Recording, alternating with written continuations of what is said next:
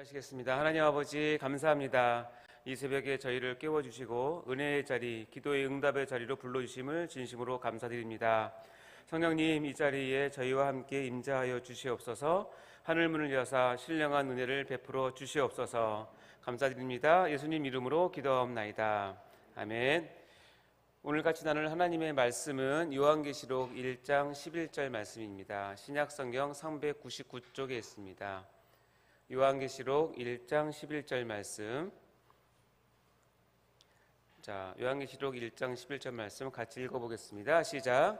이르되 내가 보는 것을 두루마리에 써서 에베소, 서머나, 버가모, 두아디라, 사데, 빌라델비아, 라우디게아 등 7교회에 보내라 하시기로. 자, 이렇게 한번 읽으면 잘 모르시겠죠? 그래서 제가 옆에다가 지도를 붙여놨습니다. 보시면서 다시 한번 읽어볼까요? 시작.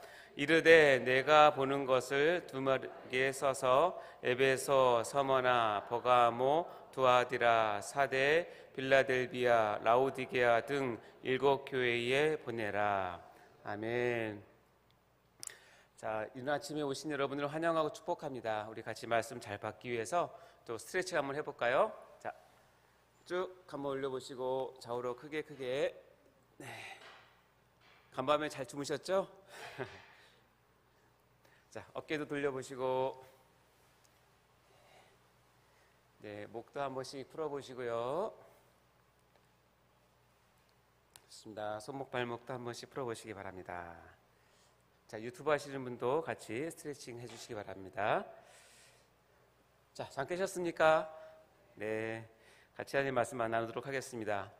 자, 우리가 전에 같이 나누었던 것처럼 요한계시록이라는 것은 묵시문학이기도 하면서 동시에 또 서신서의 형태를 갖춘 독특한 성경이라고 했습니다.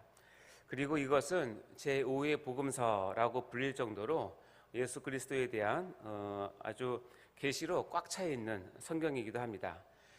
전에 말씀드린 것처럼 특별히 이 요한계시록이 쓰여질 당시에는 로마 제국의 도미티안 황제가 기독교에 대한 아주 극심한 박해를 했던 시대 상황이었음을 우리는 반드시 기억해야 할 것입니다. 그래서 그 당시 수많은 교회들이 정말 순교를 각오하고 믿음을 지켜나가야 할 정도로 아주 절체절명의 순간을 많은 성도들이 시시각각 맞이해야 되는 그런 상황이었습니다. 그것이 현실이었죠. 내가 왜 예수 때문에 죽어야 하나? 내 자녀가, 내 부모가 왜 이런 고문을 받고 이런 수치를 받아야 하나? 내가 주를 위해 순교하는 것이 무슨 의미가 있나? 주님의 교회가 이런 환난 중에 무너져 가는데 교회의 주인이라는 예수님은 지금 뭐하고 계신가?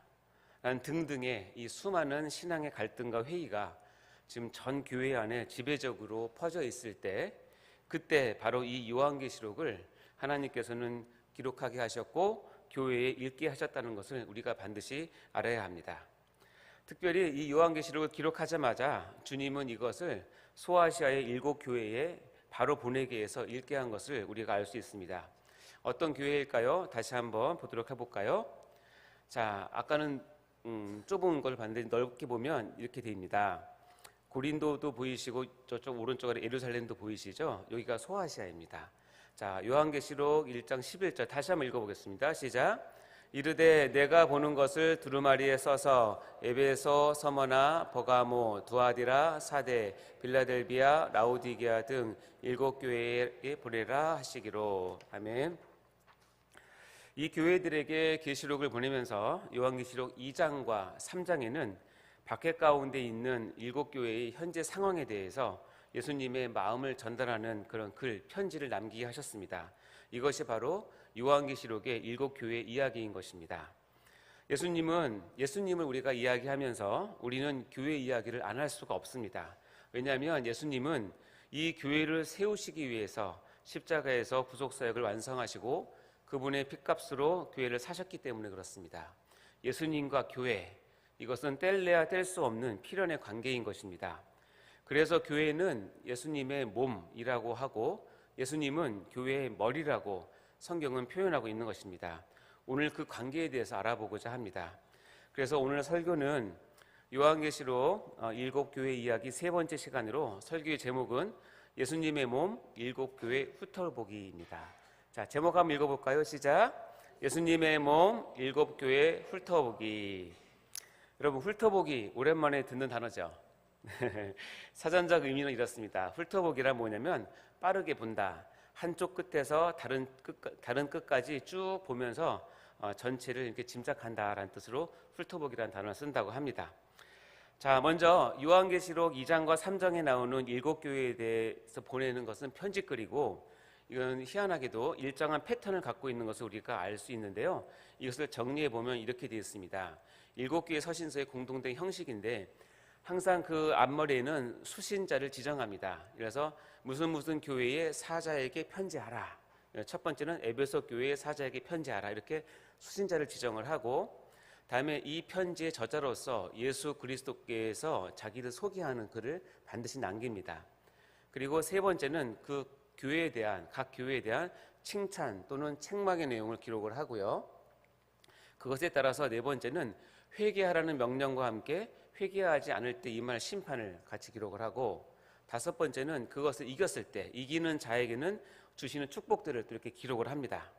그리고 제일 마지막에는 공통적으로 귀 있는 자는 성령이 교회들에게 하시는 말씀을 들을지어다 라고 마칩니다. 여기서 재밌는 것은 뭐냐면 한 교회에 보냈는데 마지막 마치는 것은 교회들이라고 하는 복수를 쓴다는 사실을 꼭 기억하시기 바랍니다. 그리고 여러분 다 귀는 있으시죠? 귀 한번 만져보시겠어요? 자, 여러분 귀가 있으시면 오늘 말씀 잘 들으셔야 됩니다. 네. 자, 첫 번째는 뭐냐면 이 수신자 지정인데요. 무슨 교회의 사자에게 편지하라 라고 하는 것인데, 이 수신자를 지정하는 데 있어서 우리는 몇 가지 의문이 있습니다. 왜냐하면 해석하는 방법이 다르기 때문에 그런데요. 왜 교회가 아까 읽었던 그 순서대로 되어 있지? 다른 순서대로 하면 안 되나? 라고 생각을 하게 됩니다. 과거에 이 부분에 대해서는 어떤 분들은 이 일곱 교회는 어떤 의미냐면 주님의 승천 이후로 재림할 때까지 온 지구상의 그 역사를 일곱 시대로 나누어서 각 시대의 특징을 일곱 교회에 담아서 표현했다라고 해석을 하곤 했습니다. 그래서 한 교회의 이야기를 세계사적으로나 교회사적으로 비교해 보면 얼추 맞는 것 같습니다. 이 교회에서 칭찬했던 게 그 시대의 칭찬이고, 이 교회에서 책망했던 게 그 시대의 책망처럼 얼추 맞는 것 같은데요. 그러나 이런 해석은 세대주의적 해석으로 건강한 계시록의 해석은 아닙니다. 왜냐하면 각 시대마다 이 일곱 가지 교회의 상황과 현상은 동시에 나타나기 때문에 그렇습니다. 저도 청년 때 성경 공부를 하면서 이런 해석을 듣고 굉장히 신기하고 놀라워했는데요. 그러나 여러분, 신기하다고 다 진리는 아닙니다. 지금 이 시대에도 에베소 교회부터 시작해서 서머나 교회, 그리고 라우디아 교회 이렇게까지 이 일곱 개의 모든 교회의 특성은 동시다발적으로 일어납니다. 그렇기 때문에 이 교회를 세대별로 나누는 해석은 우리가 받아들이지는 않습니다. 건강한 해석이 아니죠. 자, 그러면 왜 이렇게 에베소부터 시작해서 라우디아 교회까지 이런 순서가 정해진 것일까요? 그것은 어렵지 않습니다. 보면 먼저 지도를 보시면 소아시아의 저 네모 빨간색으로 쳐 있는 부분이 지금 일곱 교회가 이렇게 밀집해 있는 곳이고요. 에베소 교회 바다 건너편에 보면 반모섬이 있죠. 반모섬이 지금 사도 요한이 유배되어 있는 곳입니다. 자, 여기에서 반모섬에서 기록된 이 요한계시록의 편지가 바로 길 건너편인 길이 아니구나 바다 건너편인 에베소에서 전달됐고, 에베소는 그 위에 서머나, 그 위에 버가모, 그 밑에 두아디라, 사데, 빌라델비아, 라우디게아, 이 순서대로 가게 되어 있는데요. 이것은 역사적으로 보면 이 길은 무슨 길이냐면 우편로입니다. 그러니까 많은 사람들이 이 길을 따라서 우편을 하고 장사를 했기 때문에 이 길은 닦여져 있는 길이기 때문에 주님께서 이것을 아시고 이 순서대로 정하신 것뿐입니다. 그러니까 우리가 어떤 성경을 해석함에 있어서 너무 영적으로 그리고 세대에 맞춰서 끼워 맞추면 억지로 해석하게 되고 원래의 의도와는 전혀 다른 방향으로 성경을 자의적으로 해석할 수 있는 우려가 있다는 사실을 여러분 반드시 아셔야 됩니다. 따라서 이 순서는 교회가 있는 순서대로 그 순서대로 편지를 전하라는 뜻으로 정한 것이라고 생각하시면 됩니다. 자, 두 번째는 이 편지의 저자로서 예수 그리스도의 자기소개가 있는데요. 이것은 각각 교회에게 자기를 계시하는 것의 다양성이 보여주는 것입니다. 다시 얘기하면 예수님은 모든 교회의 주인이시지만 각각 교회에게도 각각 인격적으로 각 교회와 상대하신다는 뜻입니다. 자, 보면 에베소 교회에는 예수님은 자기를 이렇게 소개합니다. 읽어볼까요? 시작. 오른손에 있는 7뼈를 붙잡고 7 근초대 사이를 거니시는 이로 자기를 소개하고요. 자, 서머나 교회는 어떻게 소개하나요? 시작. 처음이며 마지막이요 죽었다가 살아나신 이. 자, 버가모 교회는 어떻게 소개하죠? 시작. 좌우에 날성검을 가지신 이. 두아디라 교회는 어떻게 소개하죠? 그 눈이 불꽃 같고 그 발이 빛난 주석과 같은 하나님의 아들. 자, 예수님이 본인의 입으로 나는 하나님의 아들이라고 표현한 아주 중요한 구절이기도 합니다. 사대 교회는 어떻게 얘기하죠? 시작. 하나님의 7영과 7별을 가지신 이. 빌라델비아 교회는 어떻게 표현하죠? 시작. 거룩하고 진실하사 다윗의 열쇠를 가지신 이. 곧 열면 닫을 사람이 없고 닫으면 열 사람이 없는 그라고 자기 자신을 표현합니다. 그래서 다윗의 열쇠가 뭐냐면 다건입니다. 제 병원 이름이 다윗의 열쇠의 다건입니다. 물론 다른 사람들은 몰라서 다 같이 건강한 이렇게 하지만 제가 지을 때는 다윗의 열쇠를 가지고 지었습니다. 자, 마지막 라우디게아 교회는 예수님을 자기를 어떻게 소개하죠? 시작. 아멘이시오 충성되고 참된 증인이시오 하나님의 창조의 근본이신 이. 자, 어때요? 놀랍지 않습니까? 예수님은 각각 교회에 대해서 자기 자신을 이렇게 소개를 하고 계시를 하시죠. 이 각각의 내용에 대해서는 우리가 각각 교회에 들어가서 소개할 때마다 예수님의 자기 계시에 대해서 한번 알아보도록 하겠습니다. 자, 여러분에게는 예수님은 누구십니까? 내가 만난 예수님은 어떤 분이십니까? 그리고 우리 세대인 교회를 향해서는 예수님은 뭐라고 자기를 소개하실까요? 궁금하지 않습니까? 한번 생각해 보시기 바랍니다. 자매 세 번째, 각 교회에 대한 칭찬과 책망을 예수님께서는 분명하게 하신다는 것입니다. 교회라고 해서 하나님의 판단에서 제외되는 것은 절대 아닙니다. 아니, 오히려 교회는 좀 더 엄중한 기준으로 하나님께서 보고 계시는 것입니다. 박해중의 교회일수록 더욱 그렇습니다. 우리가 고린도후서 5장 10절 말씀 볼까요? 시작. 이는 우리가 다 반드시 그리스도의 심판대 앞에 나타나게 되어 각각 선악간에 그 몸으로 행한 것을 따라 받으려 함이라. 여기서 보면 우리라고 하는 것은 1차적으로는 교회를 뜻하는 것이기 때문에 이것처럼 예수님께서는 교회를 선악간에 그리고 각각 행한 것대로 판단하시고 심판하시는 판단주의시죠. 자, 이것에 따라서 각 교회가 어떻게 판단받았나 볼까요? 간략하게 본다면 7교회 중에서 칭찬도 있고 책망도 있는 교회가 4교회가 있습니다. 에베소, 버가모, 두아디라, 사대. 교회는 칭찬 내용도 있고 책망의 내용도 교회 내에 있습니다. 다음에 서머나 교회와 빌라델비아 교회는 너무나 대단하게 칭찬만 있습니다. 부럽죠? 네. 근데 이 마지막 라우디게아 교회는 책망만 있습니다. 여러분은 어느 교회를 다니고 싶으세요? 그렇죠. 자, 이런 평가를 보고 있노라면 우리 교회나 또 나 자신도 주님께 칭찬만 받고 책망은 받지 않기를 간절히 원하게 됩니다. 뭐 누구나 다 인지상정이죠. 자, 그러나 우리가 여기서 알아야 될 것은 뭐냐면 이 7교회 모두는 예수 그리스도께서 주인 되시고 당신의 몸된 교회로서 친히 주님께서 돌보시고 계시는 교회라는 사실을 잊지 말아야 합니다. 잘하는 교회에 대해서는 예수님은 무척 기뻐하시지만 동시에 책망이 크게 있는 교회에 대해서는 주님은 너무나 마음이 아프시다는 것을 우리는 알아야 합니다. 그래서 우리는 하나님의 시선으로 그리고 예수님의 마음으로 나 자신뿐만 아니라 내 부서, 세대인 교회, 또 한국교회, 그리고 세계교회를 품을 줄 알아야 합니다. 이것이 바로 예수 그리스도의 마음을 품고 교회를 섬기는 첫 출발이 되는 것입니다. 왜냐하면 이런 속담이 있죠. 10손가락 깨물어 안 아픈 손가락 없다. 들어보셨습니까? 이 뜻을 보니까 자식이 여럿 있어도 부모님은 하나도 빠짐없이 모두 사랑하고 소중히 여긴다는 뜻입니다. 예수님은 우리 교회의 주인이시고 모든 교회의 머리가 되시죠. 잘하는 교회가 있고 잘못하는 교회도 있습니다. 교회뿐만 아니라 잘하는 성도가 있고 못하는 성도도 있고요. 잘하는 부서가 있고 못하는 부서가 있습니다. 그래서 경쟁하라는 뜻이 아니라 그것을 동시에 바라보시는 예수님의 마음을 여러분 잘 깊이 깨달으시고 이렇게 10손가락 깨물 안 아픈 손가락이 없는 예수님의 심정을 여러분 이해하시면 정말 좋겠습니다. 자, 넷째와 다섯째는 이렇습니다. 회개하라는 명령과 회개하지 않을 때의 심판에 대해서 기록을 하고 동시에 이기는 자에게 주시는 하나님의 축복을 동시에 기록해 놓은 것입니다. 자, 이러보건대 교회는 회개만이 교회의 살 길입니다. 교회가 다 잘할 수 없진 않습니까? 여러분 회개하십니까? 회개 안 하십니까? 여러분이 회개가 필요 없을 정도로 잘 사십니까? 그렇진 않죠. 그러면 회개만이 여러분이 살 길입니다. 그래서 계시록에서는 책망에 대해서 분명히 회개를 하나님께서 명령하고 계시죠.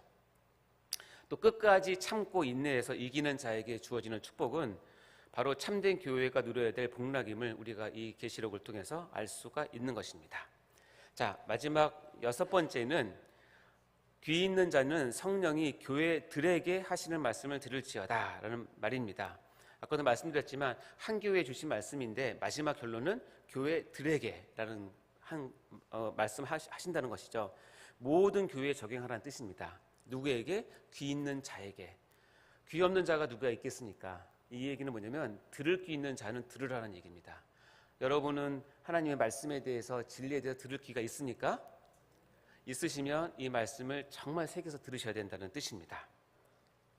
여기서 보면 교회에 보낸 교회의 편지 내용이 아까도 말씀드렸지만 한 교회가 아니라 그 주위의 다른 교회뿐만 아니라 공간을 뛰어넘어서 전 세계의 교회, 그리고 시간을 뛰어넘어서 오고 오는 모든 세대의 교회, 그리고 마지막으로 이 시대적 상황을 뛰어넘어서 다양한 처지의 모든 교회들에게 교훈을 주시는 이 서신서라는 뜻입니다.